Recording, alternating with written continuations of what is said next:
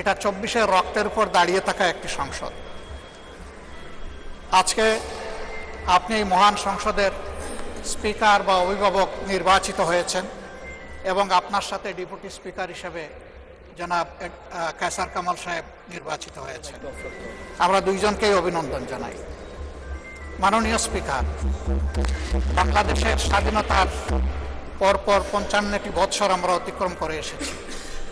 এই দেশের সংসদ এবং সংসদীয় রাজনীতি সত্যিকার অর্থে খুব কম সময়ে কার্যকর ছিল। অল্প যেটুকু সময় ছিল জনগণ তার সুবিধা পেয়েছে। বেশিরভাগ সময় ফ্যাসিজমের কবলে পড়ে এই সংসদ ছিল অনেকটা দামি সংসদ, অকার্যকর।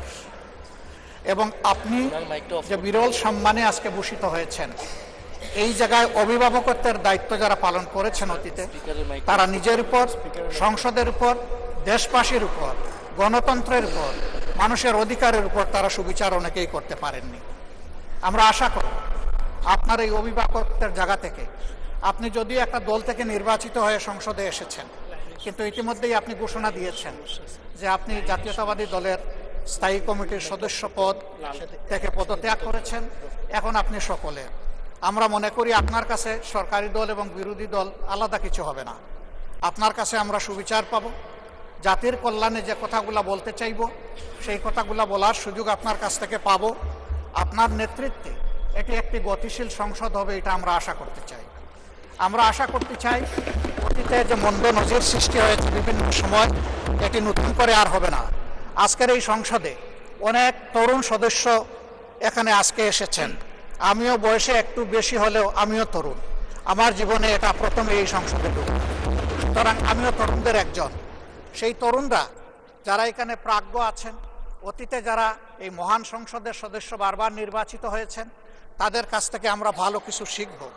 আমরা অতীতের সংসদগুলোতে দেখেছি এখানে দেশের মানুষের কল্যাণ বিবেচনায় আলোচনা না হয়ে মানুষের চরিত্র হননের জন্য এখানে বিপুল সময় ব্যয় করা হয়েছে। আমি আপনাকে বিনীতভাবে অনুরোধ করব, এই সংসদ যেন কারো চরিত্র হননের কেন্দ্রে পরিণত না হয়। আপনার কাছ থেকে কেউ সামান্যতম সুযোগও যেন এই ব্যাপারে না পায়। আমরা চাই এই সংসদ শুধুমাত্র জনকল্যাণে প্রতিষ্ঠিত হবে এবং পরিচালিত হবে। আমি আস্থাশীল, গভীর আস্থাশীল, আপনি একজন লড়াকু মুক্তিযোদ্ধা, আপনি পারবেন ইনশাআল্লাহ এই সংসদকে সফলভাবে নেতৃত্ব দিতে। আমরা আপনার সঙ্গত প্রত্যেকটি বিষয়ে কথা দিচ্ছি, আমরা আপনাকে সমর্থন দিব, সহযোগিতা দিব, আপনার জন্য দোয়া করব। আমরা আপনার কাছ থেকে শুধু ইনসাফ আশা করব। আপনি যদি এই সংসদের উপর ইনসাফ করেন, তাহলে 18 কোটি মানুষের উপর ইনসাফ করা হবে। কারণ রাষ্ট্রের গুরুত্বপূর্ণ 3টি অঙ্গের একটি হচ্ছে সবচেয়ে গুরুত্বপূর্ণ অঙ্গ। এই অঙ্গটা যখন সুস্থ সবলভাবে পরিচালিত হবে, বাকি 2টা অঙ্গ সরাসরি সেইভাবেই কাজ করবে। মাননীয় স্পিকার, আবারও বলি, জুলাইয়ের রক্তের উপর দাঁড়িয়ে এই সংসদ, জুলাইয়ের একটা প্রত্যাশা ছিল, একটা মাত্র স্লোগান ছিল, উই ওয়ান্ট জাস্টিস। আমি আবার এটা এখন উচ্চারণ করলাম, উই ওয়ান্ট জাস্টিস। আপনার মাধ্যমে সমাজের সকল অসঙ্গতি, অন্যায়, অপরাধ, দুর্বৃত্তপনা, এটা রাজনৈতিক হোক, অর্থনৈতিক হোক, সাংস্কৃতিক হোক, এই সবগুলার অবসান ঘটবে এই সংসদকে কেন্দ্র করে। এই প্রত্যাশা ব্যক্ত করে আমি আপনার সুস্বাস্থ্য, দীর্ঘ হায়াত কামনা করছি এবং সফল নেতৃত্ব আমি কামনা করছি, যে আপনি অভিভাবক হিসাবে ইনশাআল্লাহ সফলভাবেই নেতৃত্ব দিবেন। আল্লাহ হাফিজ। আসসালামু আলাইকুম রহমতুল্লাহ।